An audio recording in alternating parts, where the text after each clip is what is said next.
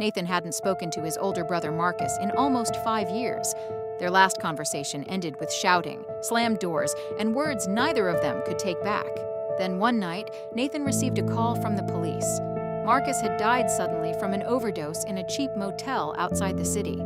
At the funeral, barely anyone came. A few old friends, a tired priest.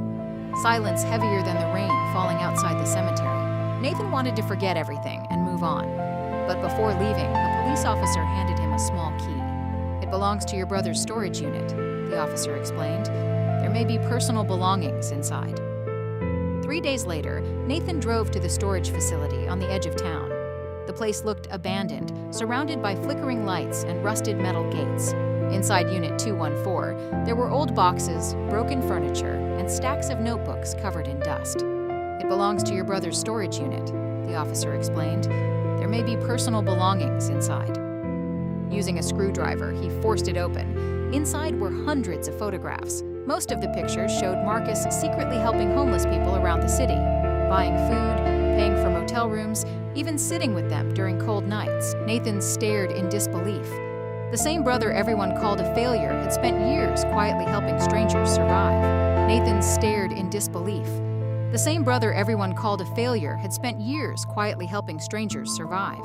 Nathan stared in disbelief. The same brother everyone called a failure had spent years quietly helping strangers survive. At the bottom of the box, Nathan found one final notebook addressed to him. "If you're reading this," Marcus wrote, "it means I probably lost my fight with addiction."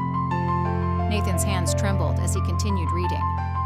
"I know I disappointed everyone, but I wanted to do at least some good before I disappeared." For years, Nathan believed Marcus stopped caring about people. But sitting alone inside that cold storage unit, he realized his brother had been fighting battles nobody ever saw. That night, Nathan didn't go home.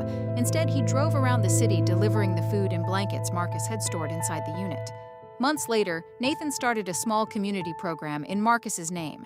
And for the first time in years, he no longer remembered his brother only for how he died, but for how hard he tried to live.